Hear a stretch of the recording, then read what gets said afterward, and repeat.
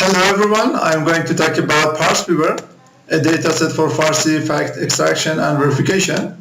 This is my outline, and after abstract and introduction, I want to elaborate on our dataset construction, and before conclusion, I want to explain our experiments and results on this dataset.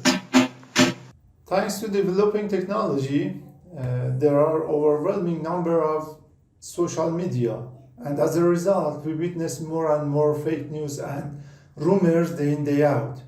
And this is because why we decided to work on fact-checking, especially in Farsi. As you know, like other NLP tasks, fact extraction requires large amount of annotated data. And we present the first Farsi dataset for fact extraction and verification. To tell you the truth, we improve FEVER construction procedure for the case of low resource language, and it leads to nearly 23,000 manually annotated claims, and in addition, over 65% of the claims are many-hop in our dataset. Nowadays, it's quite difficult and impossible to detect false information on the web and social media manually. Consequently, we need automatic fact-checking tools these days. Unfortunately, in low-resource languages, there are negligible number of datasets, and it leads to a lack of appropriate fact-checking research in these languages.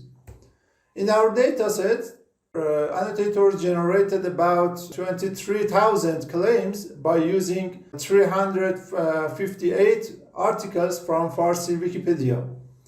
And in order to evaluate our dataset, we use three different validations for the quality of the dataset, which include five-way inter-annotator agreement, agreement against super-annotator, and manual validation by the authors. Fact-checking system includes three important stages. After getting a claim as input, we should find the most related documents to the claim from Wikipedia articles. After document retrieval, at the next stage, we should select the most related sentences from these documents to the claim as evidences. And at the last stage, by using recognizing textual entailment, we can classify the claim into support, refute, or not enough info. The construction procedure of ParsFEVER consists of two phases: claim generation and claim labeling. At the first phase, annotators generated claims by using 358 popular pages from Wikipedia.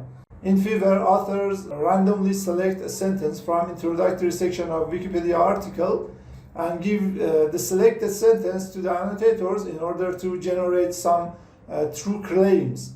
But at this step, we provide all sentences from introductory section of Wikipedia page and asked annotators to select a sentence from this section which has more dictionaries.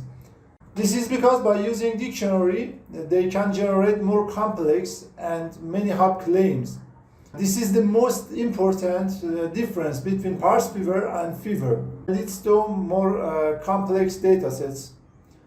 In addition, we ask annotators to create at least 50% of claims by using dictionaries, which led to over 65% of claims in ParsFEVER are many-hop. By following FEVER, annotators were asked to use 6 different mutations in order to generate more claims. In addition, we used both original claims and mutated claims in our final dataset. However, authors in FEVER just used mutated claims in their dataset.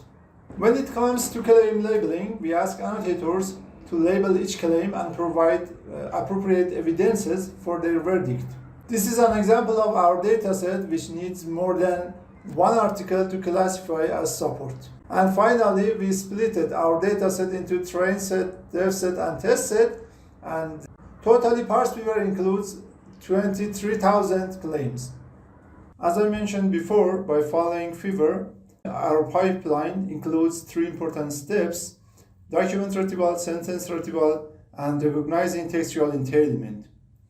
We follow ParsFEVER in all these three steps based on our experiments for document and sentence retrieval. We get top 5 most relevant documents and sentences to the input claims, and finally classify the claim based on collected evidences. This bar chart compares our results by different methods with the best results of ParsFEVER. By following ParsFEVER, we used 2 different models for recognizing textual entailment, MLP and decomposable attention. According to this bar chart, DA generally performs better than MLP. In conclusion, we present a novel and publicly available dataset for Farsi fact extraction and verification, which is called ParsFEVER. And in addition, we present construction procedure for having a rich dataset suitable for low resource languages. And as a result, many hub operations can provide a more challenging benchmark datasets. A special thanks to all the people who contribute in this paper. And thanks for your attention. If you have any question, don't hesitate to get in touch with me.